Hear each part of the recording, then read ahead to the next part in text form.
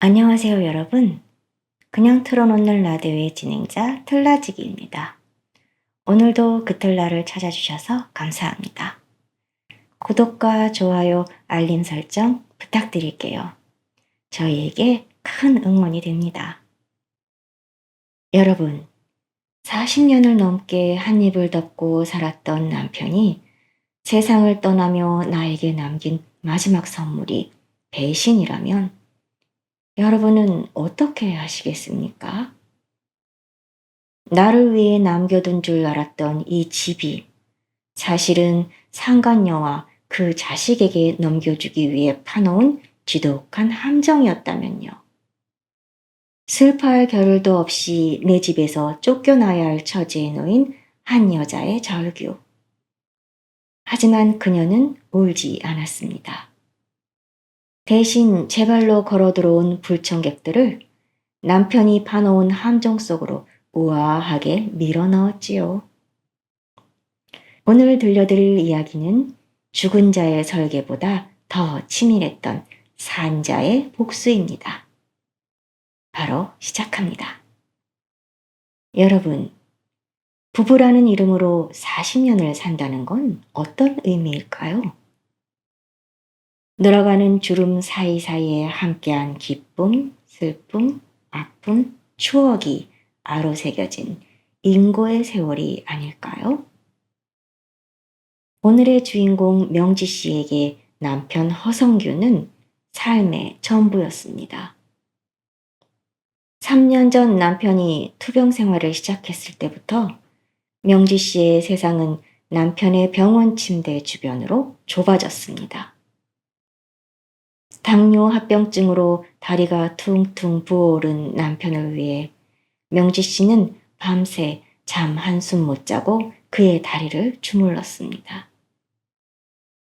제 무릎 관절이 다 닳아 비명이 나오는데도 남편이 아플까봐 입술을 깨물며 견뎠지요. 병원밥이 입에 안 맞는다 투정 부리는 남편을 위해 명지 씨는 제일 신선한 식재료를 사기 위해 매일 새벽같이 시장에 나갔어요. 그렇게 정성껏 세 끼 식사를 만들어 보온 도시락에 담아 날랐습니다. 그 노력 덕분이었을까요? 남편은 잠시 기운을 차릴 때마다 명지 씨의 거친 손을 꼭 잡으며 이렇게 말하곤 했습니다. 여보, 못난 남편 만나서 내가 고생만 시키는구나. 내가 조금만 더 기운 차리면 우리 여행도 가고 그동안 못 해준 거 다 해줄게. 당신한테 미안해서라도 내가 눈을 못 감아. 명지 씨는 그 한마디에 지난 고생이 눈 녹듯 사라졌습니다. 이 사람만 내 곁에 있어준다면 고생이 다 무슨 상관이야 싶었지요. 하지만 지독한 병만은 끝내 남편을 돌아올 수 없는 곳으로 데려가고 말았습니다. 남편의 마지막 숨이 잦아들던 날, 명지 씨는 세상을 잃은 듯 오열했습니다. 장례식 3일 내내 명지 씨는 식사 한 끼 제대로 못하고 빈소를 지켰습니다. 남편의 영정 사진 속 환한 미소를 볼 때마다 심장이 찢겨져 나가는 것 같았지요. 조문객들은 하나같이 입을 모았습니다. 성규처럼 청렴하고 가정적인 사람도 없는데 하늘도 무심하시지. 명지 씨는 그 위로를 들으며 남편이 남기고 간 빈자리를 어루만지고 또 어루만졌습니다. 할인을 마치고 장지에 남편을 묻고 돌아오는 길. 그녀의 등 뒤로 내리쬐는 햇살조차 미안할 정도로 가슴이 시렸습니다. 텅 빈 집으로 돌아온 명지 씨는 남편의 온기가 남아있는 서재를 정리했습니다. 서재 책상에 밴 남편의 냄새에 또 한 번 눈물을 쏟아내던 그때였습니다. 서류 정리를 위해 열어본 남편의 낡은 금고. 그 안에는 평생 청렴하게 살아온 남편과는 어울리지 않는 듯한 낯선 서류 뭉치가 들어 있었습니다. 가장 위에 놓인 건 노란 봉투에 담긴 차용증이었습니다. 손을 벌벌 떨며 내용을 읽어내려가던 명지 씨는 자기 눈을 의심했습니다. 남편 허성규의 이름과 인감이 선명하게 찍힌 그 종이에는 허민석이라는 낯선 이름으로부터 10억 원을 빌렸다는 내용이 적혀 있었습니다. 게다가 남편과 명지 씨가 함께 평생 일궈온, 또 앞으로 명지 씨가 살아가야 할 이 집이 담보로 잡혀 있다는 근저당 설정 서류까지 함께 들어 있었지요. 명지 씨가 종이를 떨어뜨리며 넋이 나간 듯 혼잣말을 했습니다. 10억? 성규 씨, 이게 다 뭐야? 당신이 언제 이런 큰돈을 빌렸다는 거야? 허민석이라니. 내가 모르는 사람이 당신한테 왜 10억 원이나 빌려줬다는 건데? 명지 씨는 머릿속이 하얘졌습니다. 평생 공무원으로 재직하며 푼돈 하나에도 벌벌 떨던 그 검소했던 남편이 도대체 왜 이런 거액의 빚을 졌단 말이죠? 슬픔은 순식간에 공포로 바뀌었습니다. 이 집이 경매로 넘어가게 생겼다는 사실보다 내가 40년을 알아온 남편이 어쩌면 전혀 다른 사람일 수도 있었다는 사실이 명지 씨의 심장을 얼어붙게 만들었습니다.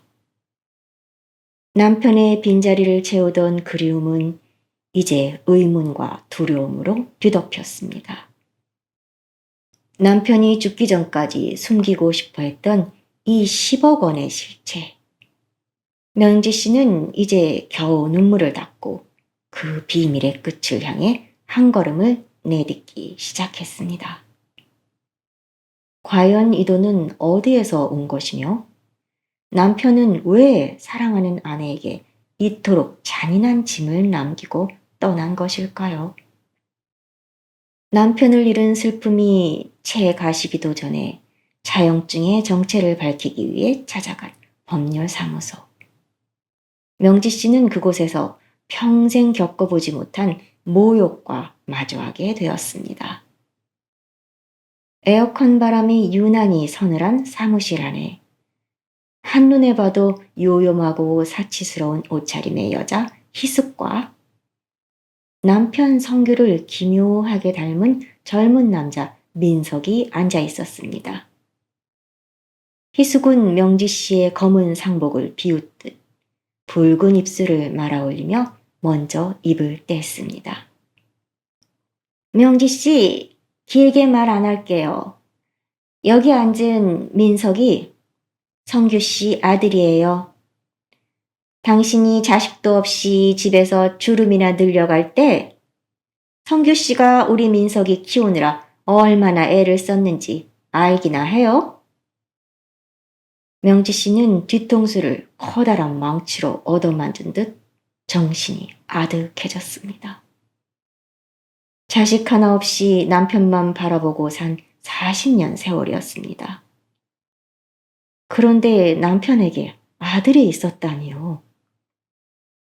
희숙은 아들 민석이 아빠 성규를 돕기 위해 10억 원이라는 거액을 빌려준 것이라며 이제 그 돈을 갚지 못할 거라면 집을 내놓으라고 협박했습니다. 하지만 명지 씨는 의문이 들었습니다. 평생 공무원으로 살며 검소하기 짝이 없던 남편이 도대체 그 큰 돈을 어디에 썼단 말이죠? 민석도 거만한 자세로 의자에 등을 기대며 말했어요. 아버지가 추진하던 비밀 사업이 있었어요. 공무원 신분이라 본인 명의로는 못하시니까 제가 자금을 대드렸던 거죠. 이제 아버지도 돌아가셨으니 담보로 잡힌 집은 제가 가져가는 게 법적으로 맞습니다. 넉넉히 한 달 드릴 테니 집을 비워주세요. 명지 씨는 그들의 뻔뻔함에 치가 떨렸습니다. 하지만 명지 씨는 무너지지 않았습니다. 집으로 돌아온 명지 씨는 남편의 낡은 서재를 다시 뒤졌습니다. 비밀 사업? 10억? 아무리 생각해도 앞뒤가 맞지 않았습니다. 남편이 병원에 입원해 있을 때도 병원비 몇만 원에 손을 떨던 모습이 떠올랐지요. 명지 씨는 남편이 생전에 사용하던 낡은 노트북을 켰습니다. 그리고 남편이 죽기 직전까지 삭제하려 했던 숨겨진 폴더 하나를 발견했습니다.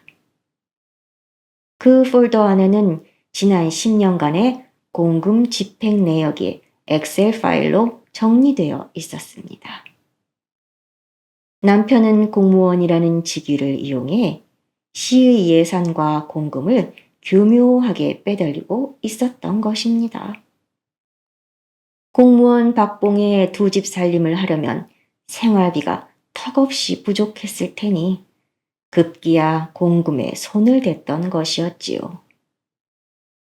그런데 더 소름 끼치는 것은 그 빼돌린 돈의 흐름이었습니다.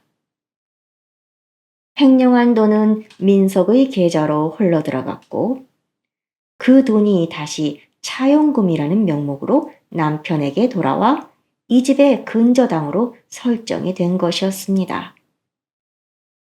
즉, 민석이 빌려줬다는 10억은 민석의 돈이 아니라 남편이 횡령한 나랏돈이었던 것입니다. 이들은 그 범죄 자금을 세탁해서 명지의 집까지 통째로 집어삼키려고 판을 짰던 것이었어요. 명지 씨는 모니터를 바라보며 냉담한 미소를 지으며 속삭였습니다. 허성규, 당신 나만 속인 게 아니라 세상 모두를 속였네. 게다가 내 집까지 빼앗아 가려고? 어디 한번 끝까지 가보자고. 내가 불륜녀와 그 아들에게 당신이 지금 가 있는 지옥의 맛을 보게 해줄 거야. 명지 씨는 이제야 퍼즐이 맞춰지는 것을 느꼈습니다. 남편이 죽기 전 미안해서 눈을 못 감겠다던 그 말은 아내를 향한 사랑이 아니라 자신이 저지른 범죄의 올가미를 아내에게 씌우고 떠나는 자의 비겁한 변명이었던 것입니다. 명지 씨는 이제 더 이상 울지 않았습니다. 남편의 배신과 상간녀의 탐욕이 뒤엉킨 이 추악한 실타래를 가장 잔인한 방식으로 끊어내기로 결심했습니다. 여러분, 복수의 가장 높은 단계가 무엇인지 아세요? 바로 가해자가 승리를 확신하며 축배를 드는 순간 그 잔에 술이 아닌 독이 담겼다는 사실을 스스로 깨닫게 만드는 것입니다. 명지 씨는 남편의 비밀 폴더에서 남편이 생전에 작성해둔 자금 증여 및 출처 확인서 원본을 발견했습니다. 남편은 나중에 아들 민석이 집을 차지할 때 세무조사가 나올 것을 대비해 이 돈이 어떻게 흘러갔는지 아주 상세하게 적어두었습니다. 본인은 정당한 투자금이라고 주장하고 싶었겠지만 그 기록은 누가 봐도 명백한 공금 횡령의 동선이었습니다. 명지 씨는 서재 책상에 앉아 남편의 인감이 찍힌 원본 서류를 만지며 싸늘하게 읊조렸습니다. 허성규, 당신 참 치밀했어. 아들에게 집 한 채 주려고 이렇게까지 상세하게 횡령 기록을 남겨두다니. 그런데 말이야, 판사가 이 서류를 보면 뭐라고 말할까? 이건 상속 서류가 아니라 당신들이 공범이라는 범죄 자백서야. 명지 씨는 희숙과 그 아들 민석을 집으로 불러들였습니다. 명지 씨는 몹시 겁에 질린 척 수척해진 얼굴로 그들을 만났습니다. 명지 씨는 남편의 비밀 금고에서 방금 꺼낸 듯한 봉투를 둘의 앞에 내놓았습니다. 희숙 씨, 남편 서재에서 이걸 찾았어요. 당신들이 말한 10억 원, 남편이 아들 민석이한테 빌린 거라는 차용증, 여기 다 있네요. 나도 이제 지쳤어요. 당신들 말대로 이 집 가져가요. 그게 죽은 남편의 뜻이라면 어쩌겠어요. 다 내가 아이를 못 낳은 탓이겠지요. 이 서류만 있으면 법원에서도 민석이 돈이라고 인정해 준다니까 가져가서 당신들이 알아서 해요. 희숙은 서류를 낚아채듯 가져가 내용을 확인했습니다. 성규의 친필 서명과 인감, 그리고 10억이라는 숫자가 명확히 적힌 원본 서류였습니다. 하지만 탐욕에 눈이 먼 희숙과 민석은 미처 몰랐습니다. 어린 민석이 10억이라는 큰 돈을 어떻게 마련했는지 출처를 입증해야 한다는 것을요. 희숙이 서류를 품에 안고 득의양양하게 웃었습니다. 아유, 진작 이렇게 나오셨어야죠. 형님, 고마워요. 죽은 성규 씨가 자기 아들 길바닥에 낳는 걸 바라진 않을 거 아니에요? 민석아, 가자. 당장 이거 들고 법원 가서 경매 절차 확실히 마무리 짓자. 희숙과 민석은 승리감에 취해 집을 나섰습니다. 하지만 명지 씨는 그들이 집을 나가자마자 변호사에게 전화를 걸었습니다. 명지 씨는 이미 이 서류의 사본을 검찰청 비리수사팀에 공익제보 형식으로 모두 넘긴 상태였습니다. 희숙과 민석 모자가 차용증을 제출하고 동시에 명지 씨가 범죄 기록을 제출하면 남편까지 3명의 공범 사실이 명백히 법정에서 밝혀지는 것입니다. 조작은 단 한 줄도 없었습니다. 그저 악당들이 숨기려 했던 진실을 그들의 욕심을 빌어 세상 밖으로 끌어냈을 뿐이었지요. 명지 씨는 창밖으로 사라지는 희숙의 차를 바라보며 녹차를 한 모금 마시고 나직하게 말했습니다. 멍청한 여자야. 그 돈의 출처는 모르고 있었구나. 법정에서 만나자. 네 아들의 그 10억이 어떻게 만들었는지 알게 될 거야. 그게 너희들의 상속 증서가 될지, 구속 영장이 될지 어디 보자. 가해자들은 이제 자신들이 이겼다고 믿으며 지옥으로 향하는 급행열차에 올라탔습니다. 명지 씨는 그저 차분하게 때를 기다리고 있을 뿐이었지요. 남편이 남긴 추악한 유산이 이제 가해자들을 집어삼킬 거대한 파도가 되어 돌아오고 있었습니다. 일주일 뒤 서울중앙지방법원 경매계 앞, 희숙은 평소보다 더 화려한 원피스를 걸치고 나타났습니다. 오늘이면 그 지긋지긋한 조강지처를 내쫓고 이 집을 우리 민석이 이름으로 가져오는 거야. 희숙은 확신에 차 있었습니다. 불륜을 저지르는 내내 숨어 지내야 했던 것이 혼자 약올랐던 것이었지요. 아들 민석 역시 명지 씨를 보며 비웃었습니다. 하지만 명지 씨는 그저 검은 상복 차림으로 구석에 조용히 앉아 그들이 스스로 파놓은 함정으로 걸어 들어가는 모습을 지켜볼 뿐이었습니다. 희숙이 법원 복도에서 명지 씨의 어깨를 툭 치며 비아냥거렸습니다. 형님, 얼굴이 반쪽이 되셨어요. 걱정 마세요. 일주일 안에 집을 비워주시면 제가 특별히 이사 비용은 대드릴게요. 그 서류를 보니까 민석 아빠가 우리 민석이한테 돈 빌린 게 너무 확실하더라고요. 명지 씨는 대답 대신 가볍게 고개를 숙였습니다.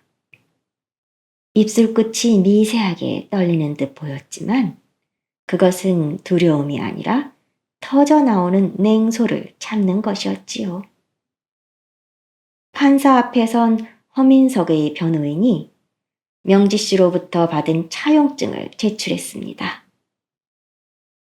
이 증서는 고인이 된 허성규가 생전의 채권자인 허민석으로부터 10억 원을 빌렸음을 보여주는 결정적 증거라고 주장하면서 말이지요. 그때 명지 씨의 변호인이 자금 출처 확인서를 제출했습니다. 서류의 내용은 충격적이었습니다. 남편이 직접 작성한 그 확인서에는 10억 원의 출처가 꼼꼼하게 정리되어 있었습니다. 횡령한 돈 10억 원이 민석의 차명 계좌로 입금됐던 구체적인 날짜와 금액, 그리고 세탁 경로까지 일기장처럼 꼼꼼하게 기록되어 있었습니다. 상속을 받기 위해 제출한 서류가 졸지에 우리가 공모해서 나랏돈을 빼돌렸습니다. 라는 공범들의 자백서가 되어버린 것이었지요. 순간 법정 밖에서 대기하고 있던 검찰청 수사관들이 일어섰습니다. 민석이 당황해서 말을 더듬었습니다. 아니, 판사님, 그게 아니라 우리 아버지가 저한테 빌린 돈이라는 증거라고요. 엄마, 이거 어떻게 된 거야? 희숙의 얼굴은 순식간에 흑빛으로 변했습니다. 손 안 대고 코풀기란 바로 이런 것이지요. 명지 씨는 가해자들이 가장 믿고 있던 무기를 역이용해 그들을 스스로 무너지게 만들었습니다. 하지만 명지 씨는 여기에서 멈추지 않았습니다. 횡령한 나랏돈이 섞인 집이기에 자칫하면 국가에 몰수될 수도 있는 상황이었지요. 명지 씨는 자신의 재산을 지키기 위해 치밀한 법적 방어막을 쳤습니다.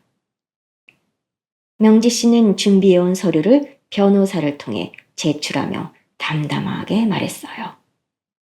저는 남편의 범죄 사실을 전혀 몰랐던 선의의 피해자입니다.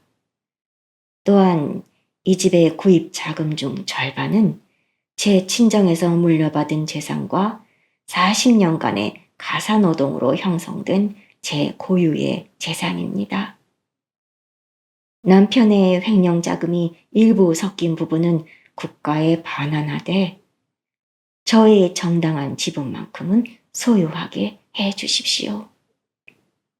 명지 씨는 이미 남편의 횡령이 시작되기 전부터 이 집의 지분 절반이 자신의 명의로 되어 있었다는 점, 그리고 남편의 부정한 돈이 유입될 때 자신은 가게의 경제권을 박탈당한 상태였다는 증거들을 차곡차곡 모아 제출했습니다. 여러분, 법의 심판대 앞에서 인간이 가장 비참해지는 순간은 언제일까요?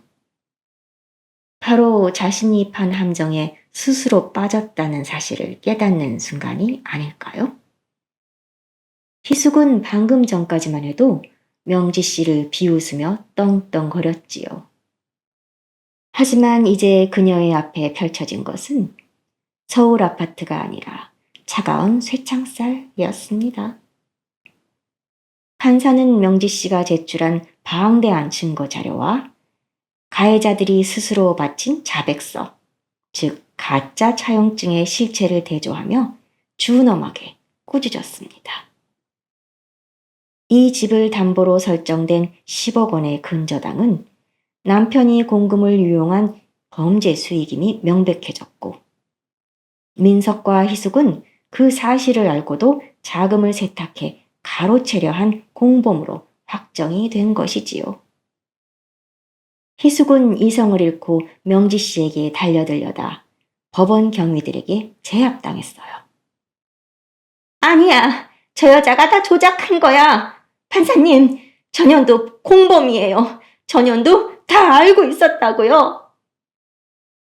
민석은 이미 넋이 나간 채 바닥에 주저앉아 울먹였어요. 아빠가 다 해준다고 했는데 내가 왜 감옥에 가야 돼?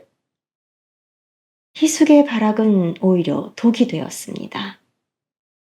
명지 씨는 이미 40년 전 남편의 범죄가 시작되기 훨씬 전부터 이 집의 구입 자금을 친정 부모님으로부터 일부 지원받았다는 통장 기록과 지난 40년간 가계 경제를 지탱해온 가사노동의 가치를 법적으로 완벽하게 소명해둔 상태였거든요. 판사는 판결문을 읽었습니다. 김명진은 배우자의 범죄를 자발적으로 신고하여 추가 피해를 막았고 해당 부동산의 형성 과정에서 정당한 기여도가 인정되는 선의의 제3자이므로 가해자들이 주장하는 근저당은 원인 무효로 말소한다. 동시에 희숙과 민석에게는 범죄 수익 은닉 및 공문서 위조 공모 등의 혐의로 그 자리에서 법정 구속을 명했습니다. 명지 씨는 끌려나가는 희숙을 바라보며 조용히 속삭였어요. 내가 말했지? 법대로 해준다고. 네가 그토록 탐내던 유산. 그건 돈이 아니라 죗값이었어. 이제 오이숙, 허성규, 허민석, 너희 세 식구가 함께 지옥을 맛보렴. 그리고 추징금 폭탄 터지면 네 이름으로 된 옷가지 하나 남지 않을 거야. 고생 좀 해라. 희숙은 명지 씨를 향해 거품을 물며 욕설을 내뱉었지만 이미 그녀의 손목에는 수갑이 채워진 상태였지요. 아들 민석 역시 화려했던 날을 뒤로 한 채 고개를 떨구고 호송차로 끌려갔습니다. 명지 씨는 그들이 떠난 자리에 홀로 남아 40년 만에 처음으로 깊고 시원한 숨을 내쉬었습니다. 남편의 배신은 뼈아팠지만 명지 씨는 그 아픔에 매몰되지 않았습니다. 오히려 그 배신의 흔적들을 모아 가해자들을 쳐낼 작두로 만들었지요. 불륜녀가 탐내던 남편의 비자금은 전액 몰수되어 국가로 돌아갔고 명지 씨는 자신의 정당한 몫과 보금자리를 온전히 지켜냈습니다. 이것은 단순히 집을 지킨 것이 아니었습니다. 짓밟혔던 한 인간의 존엄을 법의 이름으로 되찾은 것이었습니다. 지독했던 폭풍우가 지나간 자리에 언제 그랬냐는 듯 맑은 햇살이 내리쬐기 시작했습니다. 명지 씨는 가장 먼저 집안의 모든 창문을 활짝 열었습니다. 남편의 가식적인 웃음소리가 배어있는 40년 세월을 단번에 몰아내기 위해서였지요. 명지 씨는 남편의 서재에 있던 묵직한 책상과 함께 시간을 보냈던 소파를 미련 없이 내다 버렸습니다. 대신 그 자리에 평소 명지 씨가 갖고 싶어 했던 지친 몸을 포근하게 감싸주는 우아한 베이지색 안락 의자를 놓았습니다. 그 의자에 앉아 창밖의 정원을 바라보며 명지 씨는 생각했습니다. 누구를 위해서가 아니라 나를 위해서 차를 마시고 나를 위해서 숨을 쉬는 게 이렇게 달콤한 것이었구나. 명지 씨는 안락 의자에 깊숙이 기대 앉아 따뜻한 찻잔을 손에 쥐고 미소 지었습니다. 성규 씨, 당신을 돌보던 그 손으로 이제는 나를 돌볼 거야. 지옥은 당신과 그 사람들이 가져갔으니 천국은 내가 가질게. 자식도 없고 이제는 남편도 없는 몸. 누군가는 외롭지 않겠냐고 묻겠지만 명지 씨에게 이 삶은 고립이 아니라 완벽한 자유였습니다. 평생 남편 병수바라고 뒷바라지하며 쌓인 노하우와 누군가를 돌보는 타고난 따뜻함을 살려 명지 씨는 요양보호사 자격증 공부를 시작했습니다.